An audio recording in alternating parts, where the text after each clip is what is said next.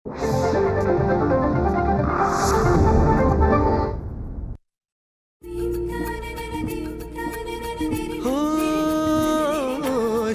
स्वरांचे बनती गाणे, साजनवानंद तराणे, रसिकांची हे जुळते नाते घडते जेव्हा सुरेल गाणे. कसे हे घडते मनात येते, भेटू बोलू ऐकू तयांच्या गोष्टी गाण्यांच्या, गोष्टी गाण्यांच्या.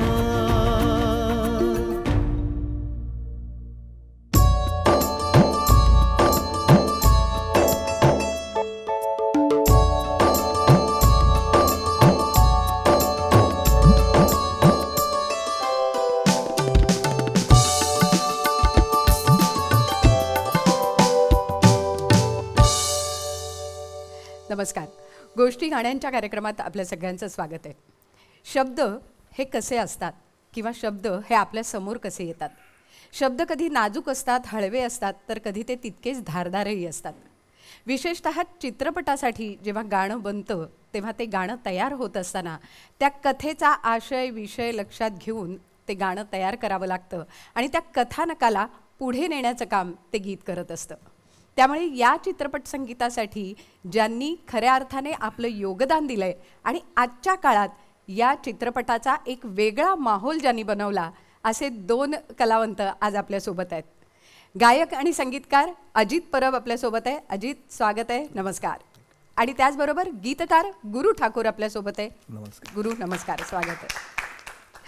खरं तर तुम्ही दोघांनीही जो आजचा एरा आहे, पण तो आजचा म्हणताही येणार नाही, कारण तसा तो बऱ्यापैकी मागून सुरू झालेला 20-25 वर्षाचा खरं तर काळ आहे. आणि या 25-30 वर्षाच्या काळात तुम्ही चित्रपटांसाठी खऱ्या अर्थाने एक वेगळा माहोल केला आहे. पण हा करत असतानाच काही गाणी असतात ना जी माइलस्टोन बनतात. मला वाटतं अजित, तू केलेली अशी एक प्रार्थना आहे जी सगळीकडे म्हटली जाते. कोणत्याही कार्यक्रमाची सुरुवात त्या प्रार्थनेने होते. मला वाटतं आजच्या मैफिलीची सुरुवातही तू त्या प्रार्थनेने करावीस. जरूर. पण मला इथे 2 नावं घ्यावीशी वाटतात की या गाण्याचे संगीतकार कौशल इनामदार माझा मित्र आणि माझा अजून एक गीतकार मित्र समीर सामंत याचे शब्द आहेत. बरोबर. तर ती प्रार्थना उबंटू या चित्रपटात ती प्रार्थना आहे. अगदी ऐकूया. हीच मुची प्रार्थना, हेच मुचे मागणी, हीच मुची प्रार्थना, हेच मुचे मागणी. माणसाने माणसाशी माणसा समवागणे, हीच मुची प्रार्थना, हेच मुचे मागणी. माणसाने माणसाशी माणसा समवागणे, हीच मुची प्रार्थना.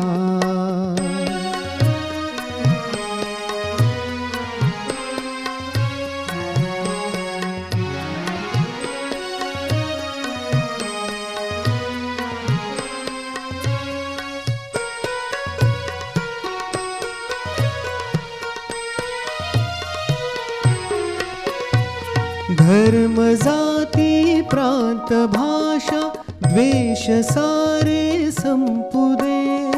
धर्म जाती प्रांत भाषा द्वेष सारे संपुदे. एक निष्ठा एक आशा एक रंगी रंगू दे. अन पुन्हा पसरो मनावर शुद्धतेचे सांदणे. माणसाने माणसाशी माणसा समवागणे, हीच मुची प्रार्थना. वा, खरं तर अजित, समीरने किती योग्य लिहिलंय की माणसाने माणसाशी माणसासम वागणे. इतकी माफक अपेक्षा खरं तर आहे, पण तेच कुठेतरी घडताना दिसत नाही, म्हणून कदाचित ही प्रार्थना जास्त लोकांपर्यंत पोहोचली. पण हे गाणं तयार कसं झालं, ही प्रार्थना तयार कशी झाली? ही फिल्म जेव्हा पुष्कर श्रोत्री अजून एक आमचा मित्र जवळचा बरोबर. अतिशय, त्याने जेव्हा ही ठरवली फिल्म करायची या विषयावर, तर मुळात तो विषयच एवढा वेगळा आहे आणि एवढा आज जे आपण आजूबाजूला बघतोय त्या दृष्टीने एवढं ते समर्पक होतं सगळा तो विषय त्या काळात मांडणे. आणि मग कौशल संगीत करणार होता समीर सामंत, अर्थातच माझा काही जे मोजके आवडते गीतकार आहेत त्यांच्यापैकी एक आहे. आणि शब्द एवढे सोपे, म्हणजे जी मला असं वाटतं गुरुची जी पण जी खासियत आहे की सोप्या शब्दात भावार्थ करेक्ट पोचवणे, बरोबर, हे असं मला वाटतं या गाण्याच्या बाबतीत ते जुळून आलेलं आहे. आणि त्यामुळे हे गाणं आज म्हणजे अनेक शाळांमध्ये प्रार्थना म्हणून वाजते, जसं गुरुचं अजून एक गुरुची प्रार्थना आहे, तू बुद्धी दे. मला असं वाटतं या दोन प्रार्थना या गेल्या 10-15 वर्षातल्या सर्वोत्तम प्रार्थनेत असं मला वाटतं. नक्कीच नक्कीच असं म्हणतात येईल. कारण गुरु जसं की हा म्हणला उबंटूचा विषय वेगळा होता, तसंच प्रकाश बाबा आमटे हा पुन्हा एक वेगळा विषय होता. आणि त्या विषयात तू बुद्धी दे मध्ये तो सगळा विषय आणणं म्हणजे प्रकाश बाबा आमटेंपासून चालू असलेला तो एक सेवेचा प्रवास आहे, तो कुठेतरी तुला त्या गाण्यामध्ये दाखवायचा होता आणि ती प्रार्थना हवी होती.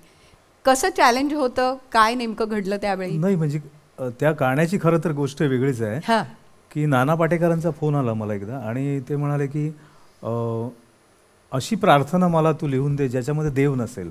बरं. तर हे फार, आणि मला तेव्हा माहित नव्हतं सिनेमासाठी कशासाठी पाहिजे, मी विचारलं नाही.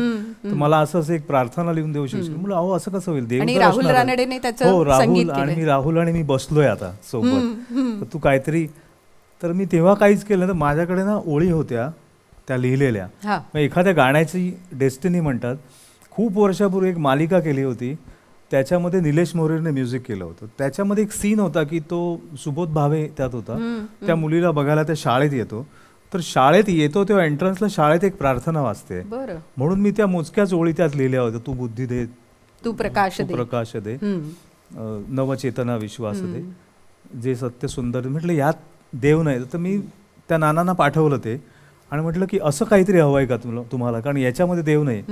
असं नाही, हेच पाहिजे मला, हे करेक्ट आहे. मी म्हटलं हे देऊ शकत नाही, कारण ऑलरेडी ते मी नाही ना, कोण निर्माता आहे, मी त्याच्याशी बोलतो वगैरे. आणि 2 दिवसांनी त्यांचा फोन आला की मी त्यांच्याशी बोललोय आणि त्या ओळी फ्री आहेत, आता पुढचं तू लिह. आणि मग त्याचा अंतरा जो जाणवा या दुर्बलांचे दुःख आणि वेदना, तेव्हा त्या राहू सदा रंध्रातून वेदना, हे मी यांच्यासाठी लिहिलं होतं. प्रकाश आमटेंचं जे कार्य आहे, पण मुळात संवेदनाच जाग्या नसतील तर ते होऊ शकत नाही, ज्या प्रकारे त्यांचं काम सुरू आहे. तर मग तो अंतरा लिहिला. आणि दुसरी गोष्ट अशी की ती प्रार्थना लिहिल्यावर मला सतत तेव्हा वाटायचं की तू बुद्धी दे, तू प्रकाश दे होतं.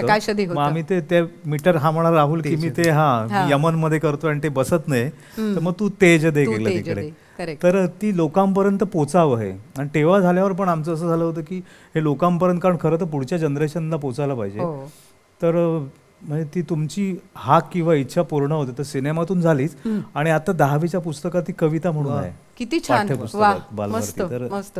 हे खूप मोठं श्रेय आहे तुझं सुद्धा, कारण कवी म्हणून आपलं स्थान कुठेतरी गीतकार आणि कवी असा दुहेरी प्रवास आहे. शब्द कसे पोहोचतात तर ते अशा पद्धतीने पोहोचतात. पण या शब्दांची जादू तुला स्वतःला कशी जाणवली? कारण सुरुवातीला तर तू व्यंगचित्रकार म्हणून काम करत होतास, मग त्या व्यंगचित्रातनं विडंबन काव्य करत करत तू कवितेकडे कसा वळलास? मी मार्मिकला तेव्हा करत होतो व्यंगचित्रकार, राजकीय व्यंगचित्र वगैरे करायचो. आणि बरंच काम केलंयस तू व्यंगचित्रकार म्हणून. तर त्यावेळेस असं होतं की आता सारखं फोटो नव्हतं आणि ते व्यंगचित्रातून तुम्ही कोणावर टीका करू शकत होता, कारण ते फोटो नसायचा ना. तर तात्कालीन परिस्थितीवर मी विडंबन गाणी लिहायचो. आणि त्या विडंबन गाण्यात काय असं की तुम्हाला चालीचा सेन्स असावा लागतो. बरोबर. तर मला ते पूर्वीपासून, म्हणजे मला गीतकारापेक्षा संगीतकार जास्त, म्हणजे म्युझिकची आवड किंवा आपण गावं, आपल्याला तबला यावा असं होतं. मी गीतकार खूप नंतर झालो आणि कदाचित मी चालीत लिहू शकतो, कारण तो रिदमचा आणि याचा सेन्स असल्यामुळे चाल आली की लगेच मला शब्द सुचतात. तर तेव्हा मी त्या चालीत लिहायचो. बरं.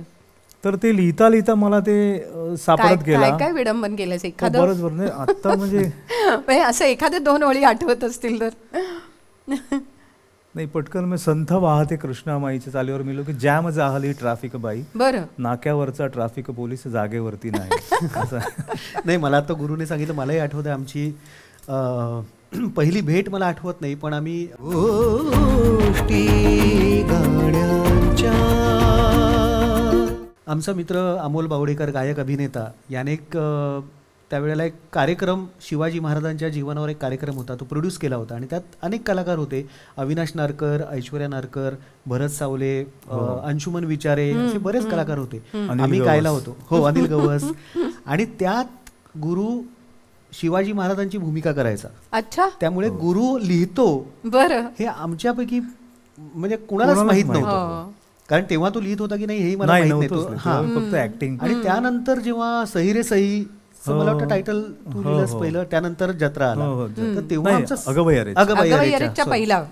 तर त्यावेळेला आमचा जर गुरु ठाकूर, आपला गुरु ठाकूर हा लिहितो, त्यामुळे आम्हाला कुणालाच कल्पना नव्हती. त्यावेळेला एक उत्तम आर्टिस्ट आणि काम करायचा तो, थोडंफार इतपतच माहित होतं. समाजातली माणसं टिपण्याचं काम किंवा त्यांचं एक ऑब्झर्वेशन गुरु तुझं खूप छान आहे. ते ऑब्झर्वेशन कुठेतरी तुला व्यंगचित्राच्या उपयोगी पडलं. करणं गीतकार म्हणून खूप उपयोगी पडतं, कारण ते बारकावे जे लिहितो ना, की कुठलंही आता अगदी प्रेमगीत असेल तरी सगळीकडे प्रेमगीताला एकच विषय असतो, तर ते व्यंगचित्रात बारकावे शोधणं असतं ना, तसं मग कॅरेक्टरची भाषा किंवा तो कुठल्या प्रांतातला आहे, म्हणजे मराठी असेल तरी कधी कधी नागपूरकडचा आहे, कोकणातला आहे, विदर्भातला आहे, तर काही मोजके शब्द किंवा त्यांची विचार करायची पद्धत आणि त्यात येणारा उपमा आणि जी विशेषण रूपक वापरतो आपण, तर ती वापरताना मला तो व्यंगचित्रकार सतत मदतीला येतो. पण गुरु, आता तू उपमा रूपक हे सगळं म्हणतोयस, तर तुझा मराठी भाषेचा अभ्यास आहे का? म्हणजे तू शिकलायस काय? म्हणजे कॉलेज?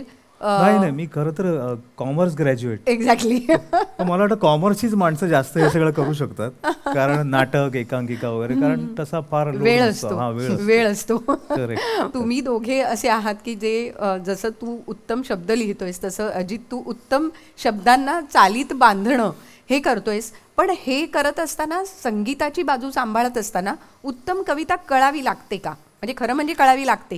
तुला काय वाटतं? हा प्रश्नच असू शकत नाही. म्हणजे कळावीच लागते. त्याच्याशिवाय कंपोजर होऊ शकत नाही. आणि तुझ्यावर ते संस्कार कसे? 100% मला असं वाटतं याचं खूप मोठं श्रेय हे, पुन्हा एकदा मी कौशलचं नाव घेईन याच्यामध्ये, की आम्ही कॉलेजमध्ये असताना अमृताचा वसा नावाचा एक कार्यक्रम करायचो, ज्यात सुरेश भट, करंदीकर, शिरवाडकर, ग्रेस पासून सगळ्या मोठ्या कवींच्या कवितांना कौशलने चाली लावल्या होत्या आणि त्या आम्ही गायचो. तर त्या काळात अशोक बागवे असतील, अरुण म्हात्रे असतील, हे पण अशोक नायगावकर असतील, हे सगळे संपर्कात आले आणि ती जी काही चर्चा व्हायची किंवा जे काही थोडंफार कळत होतं शब्दांबद्दल, आवड निर्माण झाली होती.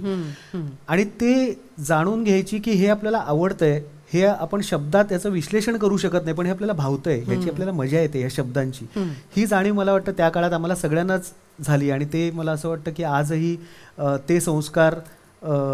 ते संस्कार घेऊनच आम्ही पुढे वाटचाल चालू आहे. बरोबर.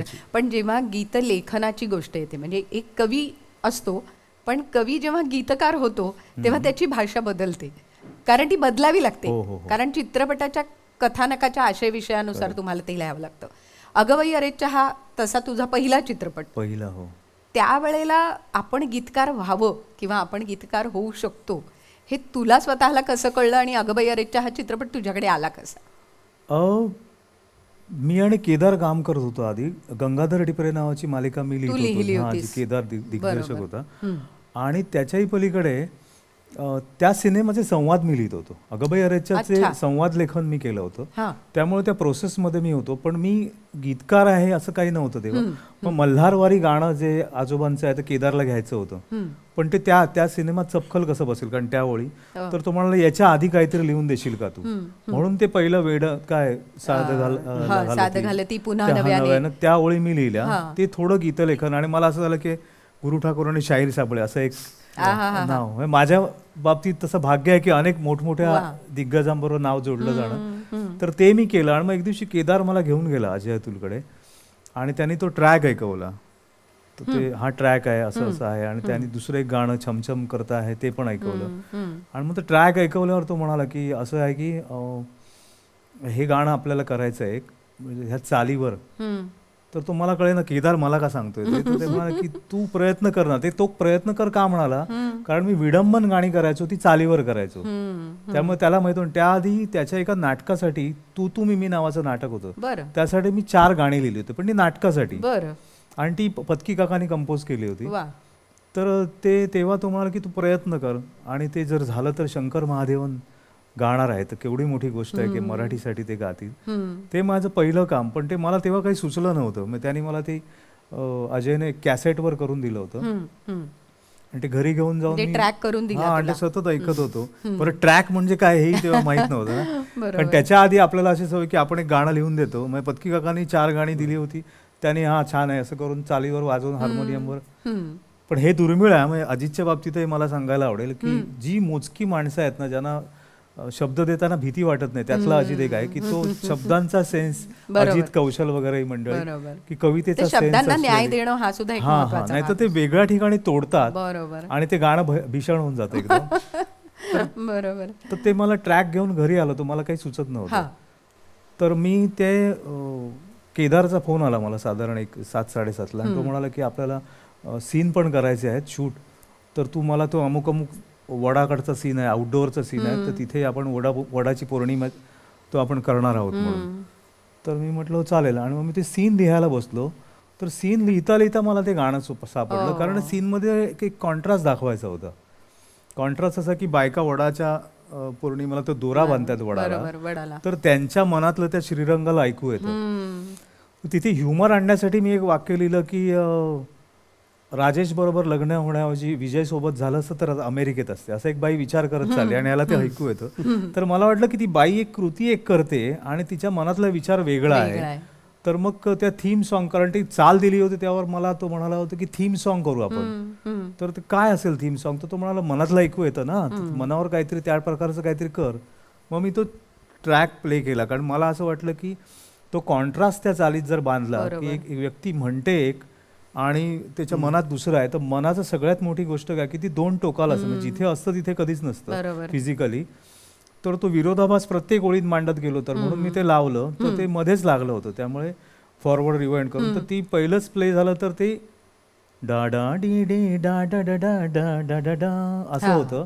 तर मग त्याच्यात कॉन्ट्रास्ट काय आलं, तर मी का होते बेभान कसे गहिवरते, आणि मग तो कॉन्ट्रास्ट लिहित मग कोण, तर मन उधाण वाऱ्याचे. त्याचा कॉन्ट्रास्ट काय असेल, तर गुज पावसाचा शब्द मला यासाठी सुचला, गुज म्हणजे गुपित. बरोबर.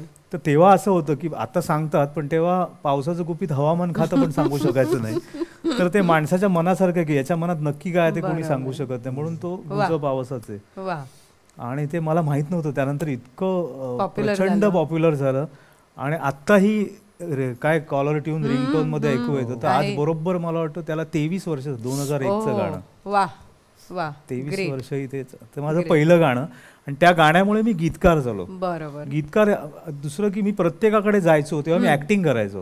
तर कोणाकडे गेलो ते ऑडिशनला बोलवतात. तू दूरदर्शनला सुद्धा बरेच दूरदर्शनला केलं, मग ते आकाशवाणीला मराठी, आकाशवाणीला. तर ते गेलो कोणाकडे की स्क्रिप्ट ते वाचत बसायचो ना, आता ऑडिशन आहे, तर ते मला बघायचं, ते मन उदाहरण तुम्ही लिहिलं का, जरा या आपल्या फिल्मची गाणी. आणि मी लोकांना सांगायचं का मी नाही, गीतकार नाहीये मी, प्लीज मला हे करायचं नाहीये. तर त्या गाण्याने मला जबरदस्ती करत करत करत आज मी इथवर आलो. वा. पण ते मन उधाण वाऱ्याचे खऱ्या अर्थाने झालं.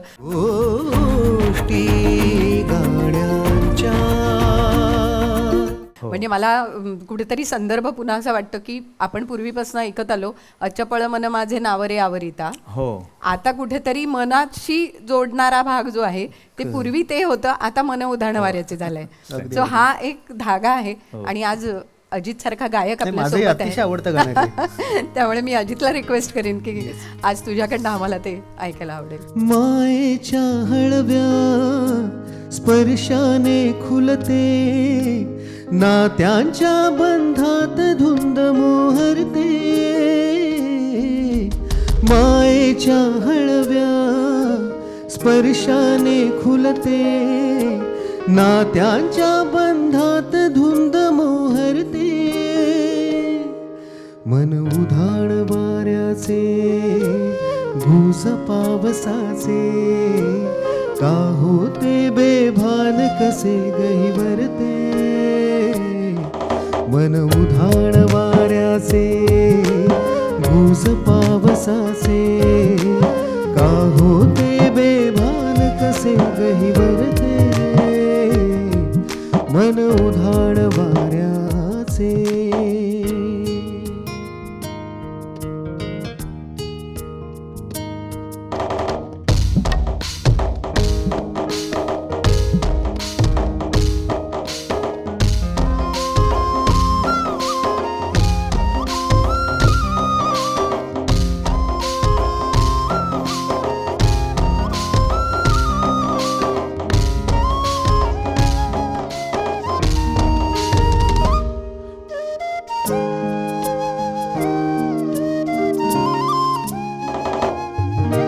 ऋण झुणते गुणगुणते कधी गुंतते हरवते कधी गहिरा डोळ्यांच्या डोहात पार बुडते तळमळते सारखे बापडे नकळत का भरकटते कधी मोहाच्या चार क्षणांना मन हे वेडे भुलते जाणते जरी हे पुन्हा पुन्हा का चुकते भाबडे तरी भासांच्या मागून पळते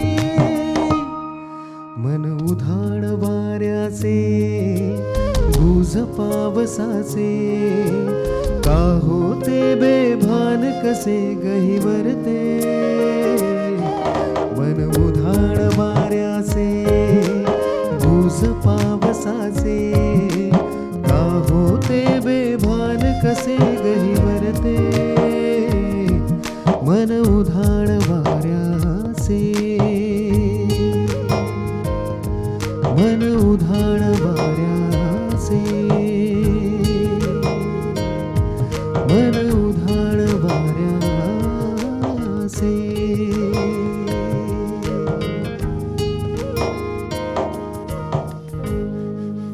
वा वा अजित तू तुझं गाणं करून टाकलंस आज त्याला म्हणजे गायकाचं हेच यश असतं की स्वतःचं गाणं समजून ते गाणं पण संगीतकार म्हणून तुला वेगवेगळे विषय हाताळता आले म्हणजे एका बाजूला आपण जसं म्हणतो की अगबाई अरेच्च्यासारखा एक वेगळा चित्रपट झाला की बायकांच्या मनातलं ऐकायला येणं ती कॉन्सेप्टच वेगळी होती तो सगळा विषय वेगळा होता तसा आणखी एक चित्रपट झाला जिथे प्रत्येक मराठी माणूस जोडला गेला ते म्हणजे मी शिवाजीराजे भोसले बोलतोय आता हा चित्रपट आणि या चित्रपटासाठी संगीतकार म्हणून काम करायला मिळणं हा अनुभव तुझ्यासाठी कसा होता आणि तो साधारण महेश मांजरेकरांशी तुझं नातं केव्हा जुळलं हेही आम्हाला ऐकायला आवडेल. जसं गुरुने आता सांगितलं की तो गीतकार म्हणजे तो होता पण काम कधी करत नव्हता किंवा त्याला ती कल्पना नव्हती त्या गोष्टीची तर मला असं वाटतं की मी सुरुवातीच्या काळात कधीच मला संगीतकार व्हायचं आहे कंपोजर व्हायचं आहे असं कधीच मनात नव्हतं. मी गायक होतो पूर्ण वेळ आणि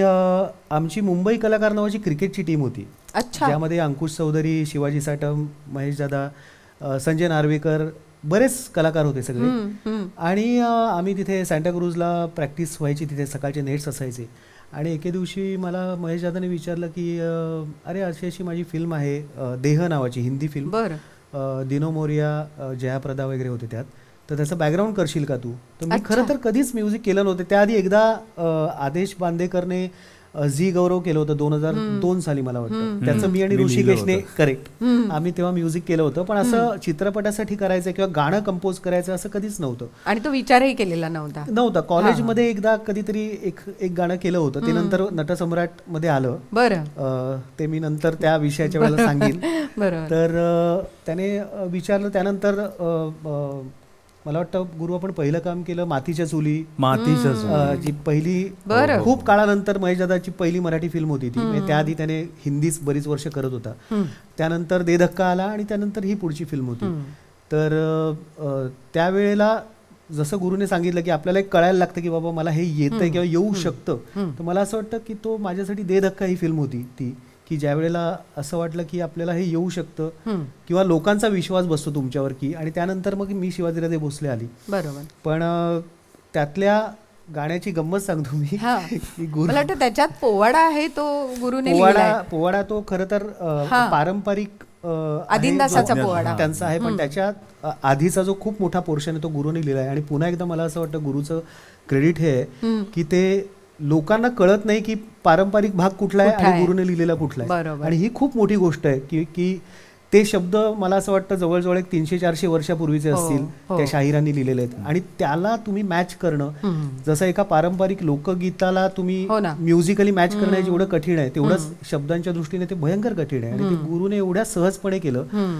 तर त्यातलं दुसरं गाणं हे राजे हे पण त्या पोवाड्याबद्दल पण आम्हाला ऐकायला आवडेल. हो. तो पोवाडा कसा लिहिलास तू, काय? नाही, अजित ते मला बोलवलं होतं असं असं हा. आहे म्हणून आणि हा. हे खरंच तर तो म्हणाला हा पोवाडा. म्हटलं आणि त्याच्या मगाशी जर सांगितलं की शिवाजी महाराज मी रोल करत होतो तर त्या कार्यक्रमात तो वाजायचा पोवाडा, अच्छा. पण बरं. छोटा फक्त. आणि त्यात प्रसंग होता की तो अफजल खान मिठी मारतो आणि ते सगळं आणि आम्ही करायचं. मग असंख्य वेळा ऐकलेला. त्याला म्हटलं आहे की पोवाडा, मग कशाला पाहिजे. तो म्हणला तो छोटा आहे 10 ओळींचा, आपल्याला 40 एक ओळी लागतील कारण सगळा प्रवास आहे. आणि तो प्रसंग उभा राहिला हो. पाहिजे पूर्ण. आणि मी बाहेर बसलो होतो आणि असं पॅड होतं तिकडे ठेवलेलं, तर मी ते झालं. अजित आतमध्ये ते काहीतरी म्युझिक करत होता. मालाडला स्टुडिओ कुठला तरी होतो. नाही समीर होता मला वाटतं. समीर, कुठे हा, मला तर हा, जागा हा. आठवत नाही. हा. तर तिथे त्या स्टुडिओत आणि थोड्या वेळाने हा बाहेर आला तर मी त्याला म्हटलं हे बघ कसं वाटतंय. तर मला वाटतं 10 ते 15 मिनिटात ते सगळ्या ओळी झाल्या बापरे. होत्या. मी म्हटलं हे मीटर, कारण पोवाड्याचं एक मीटर असतं. हो. चालीवर लिहिताना का तुम्हाला त्या चालीत शब्द शोधावे लागतात. पोवाड्यात गोष्ट सांगत जाऊ शकता तुम्ही.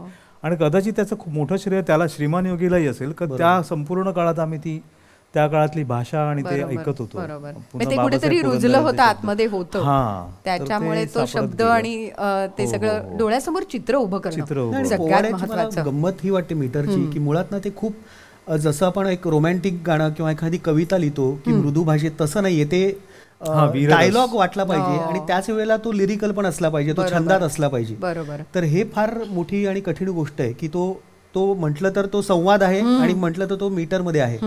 त्यामुळे ते खूप कठीण गोष्ट होती आणि ते गुरुने अगदी अक्षरशः मला 15 मिनिटात लिहून दिलं होतं. आणि मी म्हणतो मी जातो, कुठे चालला अरे गाण्याचं हे घे असं असं झालं. पण आता त्याचीच गुरुची दुसरी बाजू हा. 15 मिनिटात हे लिहून दिलं. हे राजे त्या वेळेला गुरुने फक्त पहिल्या 2 ओळी दिल्या होत्या. आम्ही ट्रॅक केला त्याच्यावर आणि महेश दादाचं असं म्हणणं होतं की सुखविंदरला आपण सांगूया, तो कधी डेट देतो बघू, मी विचारतो त्याला. आणि माझा नागपूरला कार्यक्रम होता, मी नागपूरला गेलो होतो आणि अचानक महेश दादाचा फोन आला की अरे आज सुखविंदरला आपण ते गाणं ऐकवायचं. आज लगेच? हां, संध्याकाळी. मी सकाळी हॉटेलवर पोहोचलो फ्लाईटने. तर मी म्हटलं अरे शब्द नाही आहेत गुरुला, अरे सांग ना त्याला, तो देईल ना लिहून पटकन लिह. म्हटलं बरं ठीक आहे. कारण त्यावेळेला जय हो गाण्यासाठी AR रहमान, गुलजार साहेब आणि सुखविंदरचं नॉमिनेशन झालं होतं आणि त्यांना लगेच जायचं होतं पुढच्या आठवड्यात ऑस्करसाठी. तर मी गुरुला फोन केला. मी म्हटलं अरे गुरु असं असं आपल्याला ते आज संध्याकाळी. मी म्हटलं काय गुरु देईल 15 मिनिटात.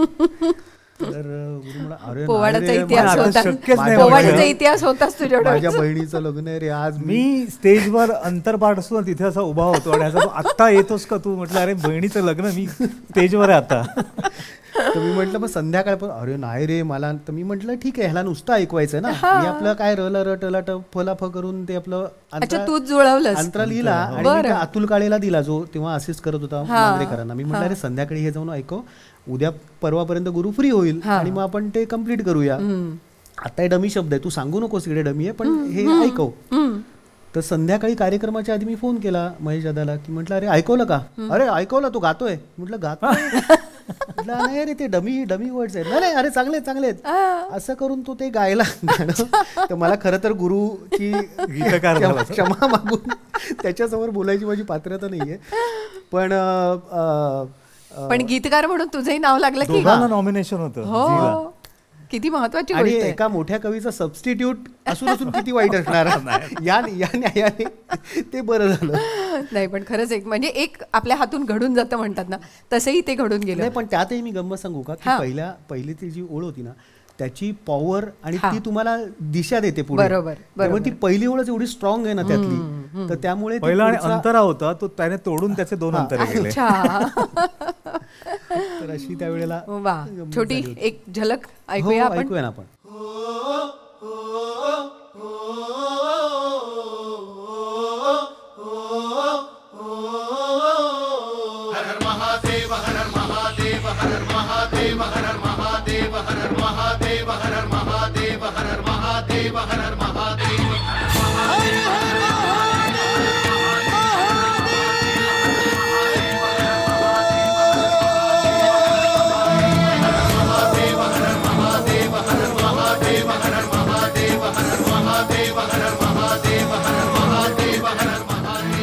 राजे जीर जीर जी राजे जी जी, हे राजे जीर जीर जी राजे जी जी.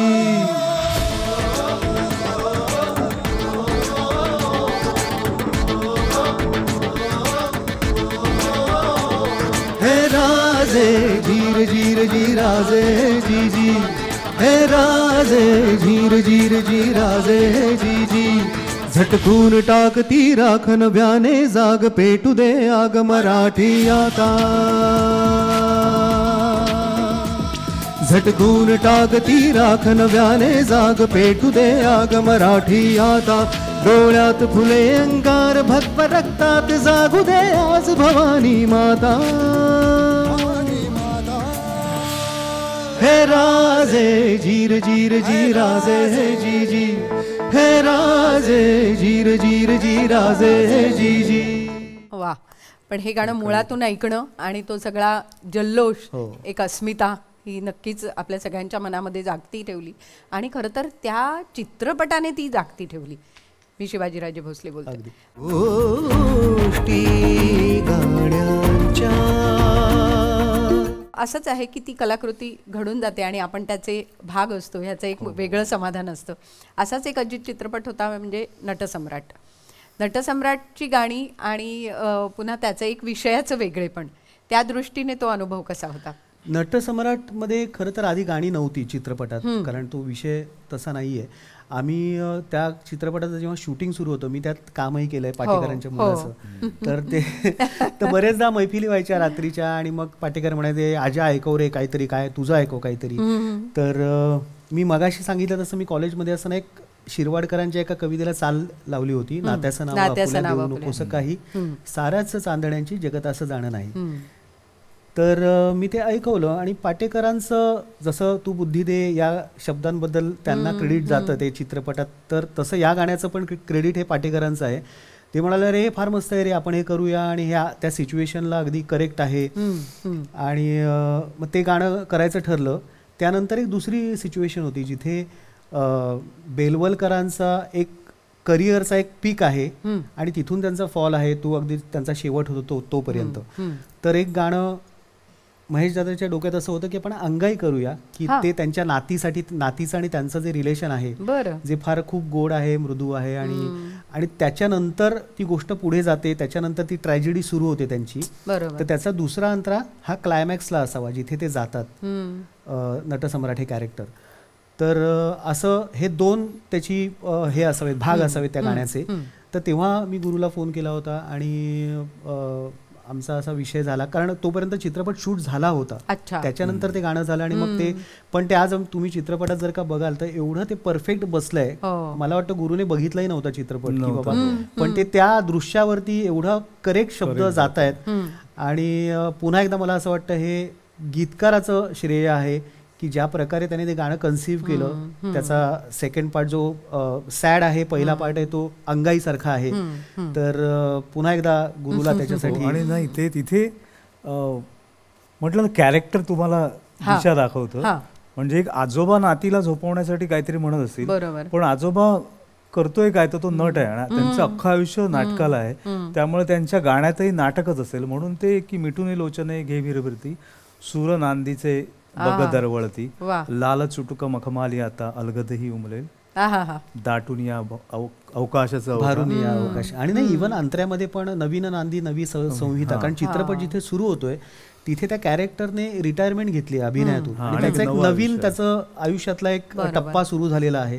तर त्यामुळे ते एवढं परफेक्ट शब्द जातात तिथे त्या चित्रपटात. मुळात नटाचं ते पूर्ण आयुष्य एका परीने त्या सगळ्या रचनेमध्ये येतं. रचना आणि एरवी बघ, एरवी अंगाई ही आईच्या तोंडी जास्त असते बऱ्याचदा, पण इथे या नटाच्या तोंडी, नटसम्राटाच्या तोंडी आहे आणि तो आपल्या नातीला ते ऐकवतोय. त्यामुळे तो भाग त्याच्यात खूप छान आलाय.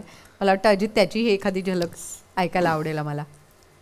आणि अजितने 2 मूड त्यात केलं. म्हणजे सिनेमाच्या एंडला ते वेगळ्या मूडला ते जात आहेत, तर तो कॅरेक्टर आणि तो त्यातला सूत्रधार म्हणजे मृत्यू असतो आपल्याला. तर त्या अँगलने तर त्याने त्यातही एक वेगळं म्हणजे शब्दांना चपखलपणे काय भावनेतून न्यावं हे, म्हणजे चित्रपटाची ती मागणी होती. त्यामुळे जसं तू सुरुवातीला म्हणालास की एक टप्पा आहे सुरुवातीच्या काळातला आणि एक टप्पा आहे जिथे तो शेवट आहे. हो, नाही पण मला नेहमी असं वाटतं की तुम्हाला म्हणजे मी संगीतकार म्हणून मला नेहमी असं वाटतं की गीतकार हा नेहमीच मोठा असतो संगीतकारापेक्षा, कारण शब्द तुम्हाला लीड करत असतात तुम्हाला. कारण मला नेहमी कंपोज करताना सूर आधी कधीच डोळ्यासमोर येत नाही, मला चित्र आधी दिसतं. बरोबर.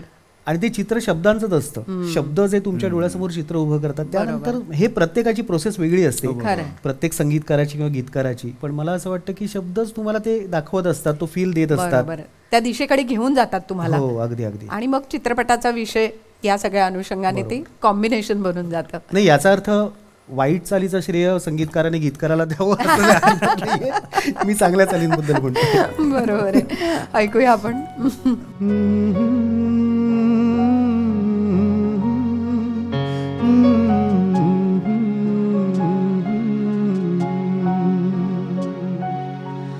मिटुनी लोचने घे भीर भीरती,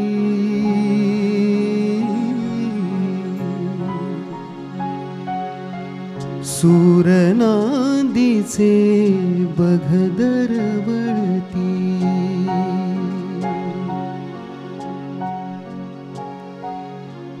मिटुनी लोचने घे भीर भीरती, सूरनादीचे बघ दरवळती, लाल चुटुक मखमाली आता अलगदही उमलील, भारुनिया अवकाशच बघा खेळ नवा रंगेल,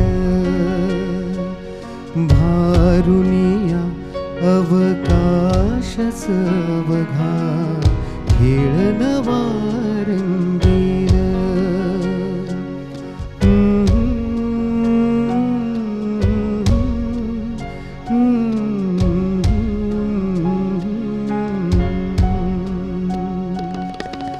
नवीन नांदी नवी संहिता, हवी हवीशी नवी भूमिका, नवीन नांदी नवी संहिता, हवी हवीशी नवी भूमिका, पात्र होनी विरघळताना गात्र गात्र बहरील, भारुनिया अवकाशच बघा खेळ नवा रंगेल, भारुनिया अवकाशच बघा खेळ नवा रंगेल.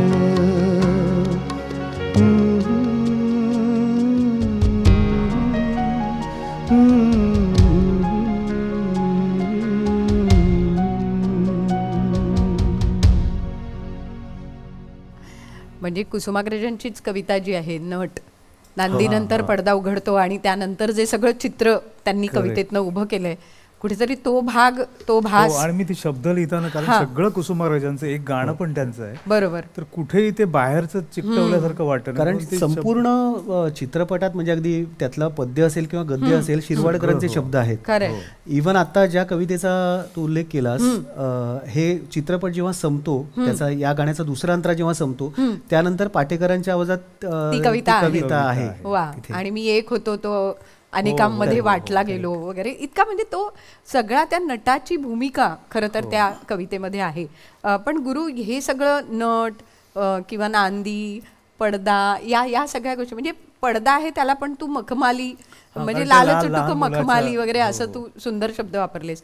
तर ह्या सगळ्याचं कुठेतरी बीज तू एकांकिका करत होतास तेव्हा त्याच्यामध्ये होतं का? हो, कारण नाटक आम्ही सगळे मूळ आमचं एकांकिकाच. प्रत्येक जण आधी कॉलेजमध्ये एकांकिका, आणि ते सगळंच लाईट पासून सगळं आपण सांभाळत असतो. त्यामुळे रंगभूमीवर प्रेम जे असतं ना ते कुठेतरी येतं. आजही मला असं वाटतं की आजही मी नाटकाचं संगीत करतो, त्यातला व्यावहारिक किंवा प्रोफेशनल भाग हा वेगळा आहे, पण मला त्या आतून एवढी मजा येते की अजूनही नाटकाचं, म्हणजे आता माझी परफेक्ट मर्डर असेल किंवा 38 कृष्णविला असेल, 3-4 नाटकं चालू आहेत. रंगीत तालमीला मी एवढा एक्साइटेड असतो ना की आपण रंगीत तालमीला जाणार, सेट लागतोय, लाईट्स बरोबर, लागतायत, म्युझिकचे बरोबर. क्यूज, हे वा. ते वातावरणच एवढं फार मस्त अगदी, असतं. त्यामुळे आता गुरु म्हणाल तसं की नाटकाचे संस्कार हे आमच्या तरी पिढीत प्रत्येकावरती आहेतच. मग तो आहेत. संगीतातला असेल, लेखक असेल, ऍक्टर असेल किंवा दिग्दर्शक असेल. बरोबर.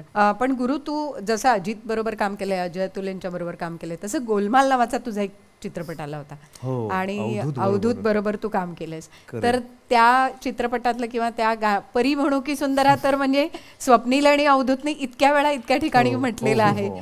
तर ती ही परी सापडली कशी तुला? आमचा मित्र ज्ञानेश भालेकर सिनेमा, आणि सगळे नवीन, आणि प्रत्येकाचं पहिलं होतं. सगळा बोरिवलीचा ग्रुप, बोरिवलीचा ग्रुप. सचिन दरेकर आता जो दिग्दर्शक, हो. लेखक, तो त्याने लिहिलेला पहिला सिनेमा. अवधूत माझ्या शेजारीच राहतो, हो. ज्ञानेश तिकडेच राहतो. तर असं कट्ट्यावर चर्चासारखं ते होतं, आणि गाणं करायचं आहे. आणि ते ज्ञानेशने सांगितलं की त्याआधी तू अवधूत बरोबर काम केलं होतं काही? नाही, का फार नाही? नाही, काही केलं नव्हतं कारण वाटतं. ती अवधूतची पण पहिली फिल्म, पहिली film. म्युझिक अवधूतची डायरेक्टर, आहे, संगीतकार म्हणून पहिली फिल्म. बरोबर. हो. हम्म. किंवा काहीतरी अवधूत अगदीच बाजूला राहायचं, मग तो गिटारवर काहीतरी शब्द कर, असं आम्ही खूप वेळा केलं. काहीतरी अच्छा. शब्द लिहि आणि मग तो त्याला चाल लावतो हा. वगैरे. पण ही फिल्म पहिली होती. गोष्टी गाण्यांच्या. दोघांनाही एकच मुलगी आवडते, हम्म. असं जे पॅटर्न होतं. तर ते फक्त अवधूतचं याच्यासारखंच आहे, म्हणजे की तो म्हणतो की तू शब्द पाठव, मग मला हा. चाल सुचेल. ओ. कारण मी काय करायचो, तू काहीतरी पाठव चाल वगैरे, कारण तेव्हा साधारण सुरू होतं ना की चालीवर लिहायचं. तर तो आत्ताही आम्ही एका प्रोजेक्टवर नाही, तो काम कधीच नाही करतोय. करत चाल आधी. तर त्याने तो म्हणतो की नाही, तो घेऊन मी हार्मोनियम करणारी मंडळी आहेत नाही, फार हा, रेअर. हा. तर अवधूत म्हणतो मी तो कागद ठेवून हार्मोनियम घेतलं की मला चाल येते ओ. त्या शब्दातून. बरोबर. तर तेव्हा मी तो पॅटर्न जो आहे, म्हणजे परी म्हणू की सुंदरा तिची तरा असे जरा निराळे, म्हणजे जो मी अप्सरा आलीमध्ये आहे ना ते छबीदार सुरत देख, त्या पॅटर्न मध्ये लिहिलेलं पहिलं ते होतं. बरं. आणि मी त्या ह्याच्यात लिहिलं होतं की म्हटलं ह्या स्टाईलने मी लिहितो आणि तुला पाठवतो. आणि मी ते अख्खं गाणं लिहून पाठवलं होतं आणि त्याने ते कंपोज केलं. आणि मला नेहमी वाटतं की ते चालीवर जेव्हा आपण लिहितो तेव्हा तुम्हाला गाणं माहीत असतं काय असणार, शब्द पाठवल्यावर सतत कुतूहल असं की संगीतकार आता याचं काय करणार. त्यामुळे ती इतकं थ्रिल व्हायला होतं ना, अरे असं झालंय. नाही, तो वेगळा आनंद आता असतो. आम्ही पण बरेचदा किंवा कधी कधी आधी चाल करतो, करावी लागते बरेचदा बाबा. पण काय होतं ना, शब्दांशिवाय ना सूर फार खूप, म्हणजे मला तरी खूप गुळगुळीत वाटतात. शब्द आल्यावरच त्याला धार येते.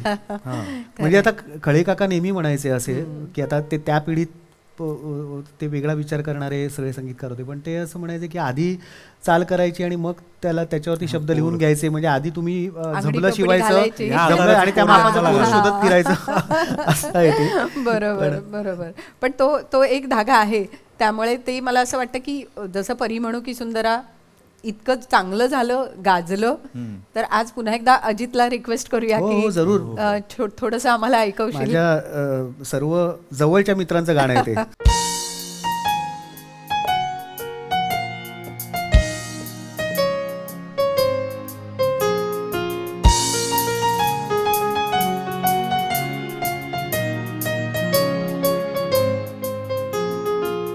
परी म्हणू की सुंदरा तिची अदा असे जरा निराळी, तिची अदा करी फिदा.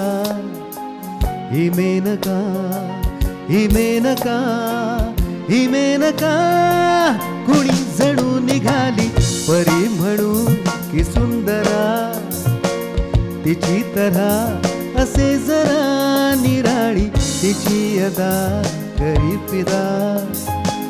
ही मेनका ही मेनका ही मेनका कुणी जणू निघाली.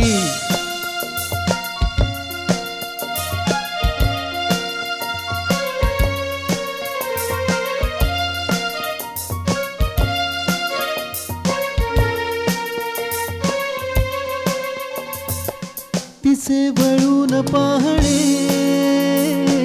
मधाळ गोड बोलणे, कधी खट्याळ हसुनी हळूच जीभ सावणे. ओ तिचे वळून पाहणे,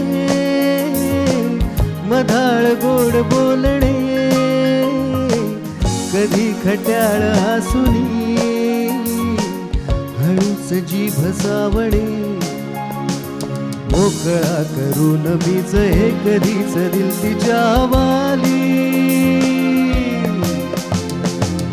तिची अदा करी फिदा ही मेनका, ही मेनका, ही मेनका थोडी जणू निघाली. वा, सुंदर. आणि अवधूतचा एक संगीतातला एक खटका आहे बघ वेगळा, की तो त्याच्या चालीमध्ये दिसतो.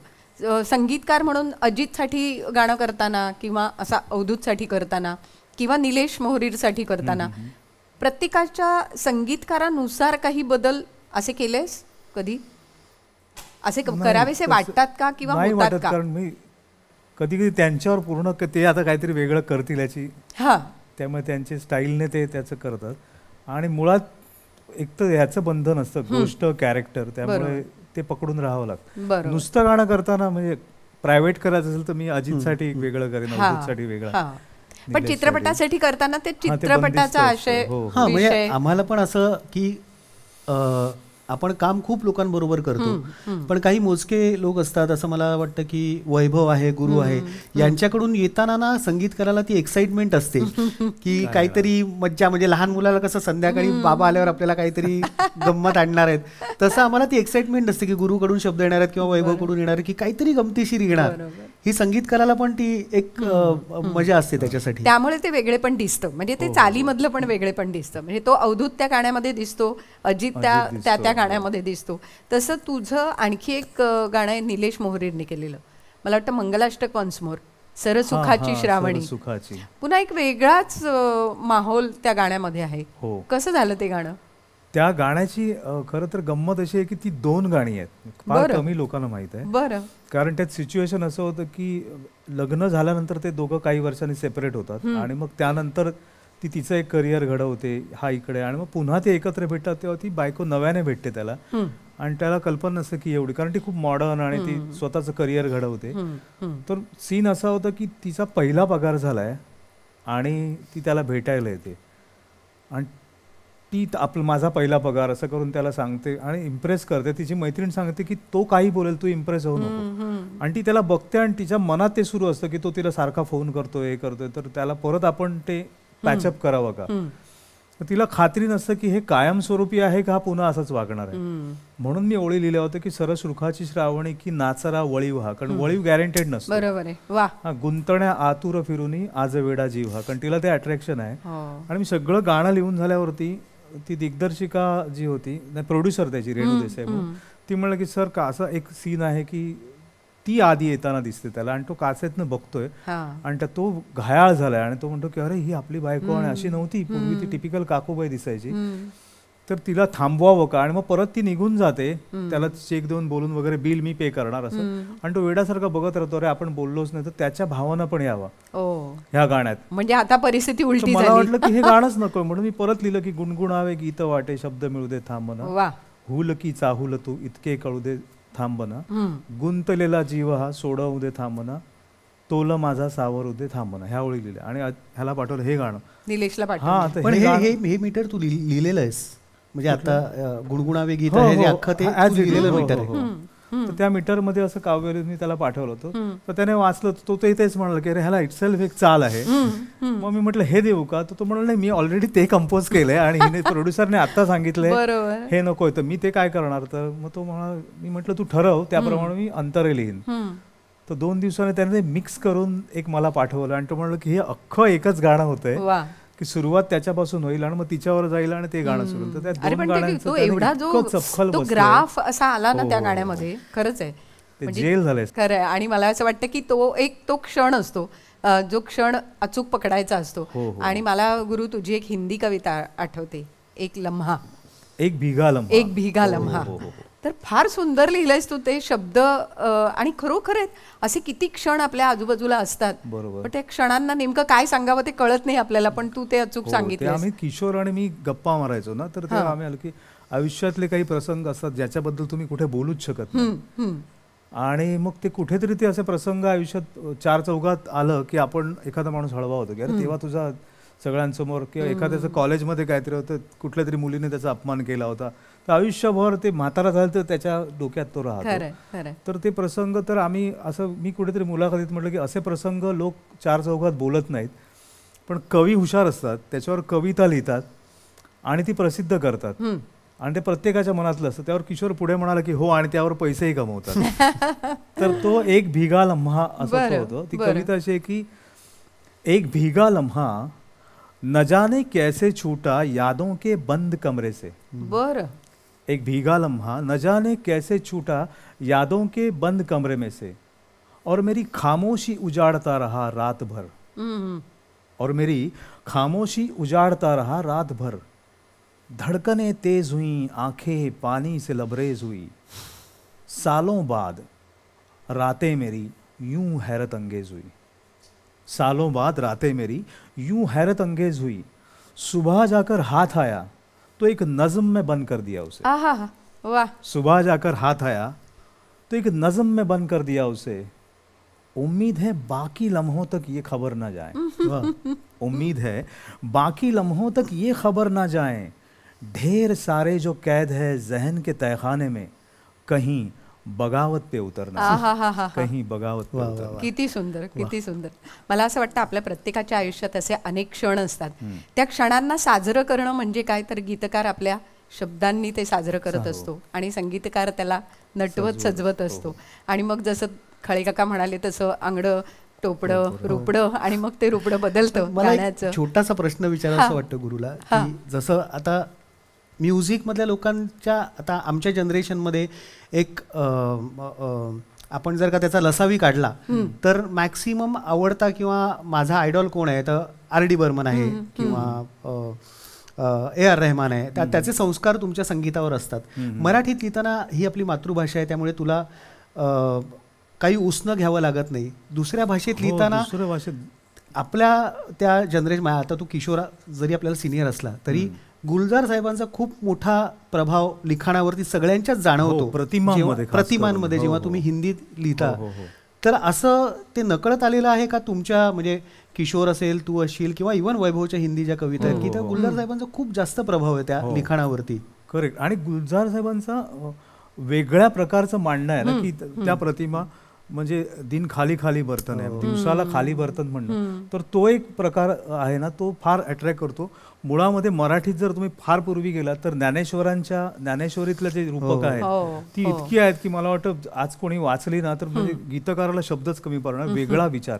तसं गुलजारांच्या कविता, कारण मला वाटतं ते सतत सांगतात की मी कबीर आणि सगळ्यांना शोधत आलोय, त्यामुळे सापडत गेलं. मला वाटतं ह्या ना पाऊलवाटा आहेत आणि त्या पाऊलवाटांवरनं आपण सगळे चालत असतो प्रत्येकाच्या माध्यमात खरं तर. आणि ते माध्यम बदलत राहतं, पण त्या पाऊलवाटांवरनं पुढे चालणं चालू राहतं. मला असं वाटतं की आज ही मैफिल, गप्पांची मैफिल अशीच रंगली आहे आणि गाणी, गोष्टी हे सगळं ऐकतच राहणार आहोत आपण. पण हे क्षण जे आत्ता गुरुने सांगितले ते क्षण तुम्ही सुद्धा जपून ठेवा, कारण आज जपलेले हे क्षण पुन्हा उद्या आपल्या कामी येणार आहेत. कारण उद्याच्या भागात पुन्हा आपण या दोघांनाही भेटणार आहोत आणि असेच अनेक क्षण, मंतरलेले क्षण गाण्यामध्ये नक्कीच परिवर्तित होणार आहेत. त्यामुळे गुरु, अजित, पुन्हा एकदा खूप धन्यवाद आणि तुमच्याशी पुन्हा पुढच्या भागात आपण भेटणार आहोत. आजच्या पुरतं इथेच थांबूया. नमस्कार.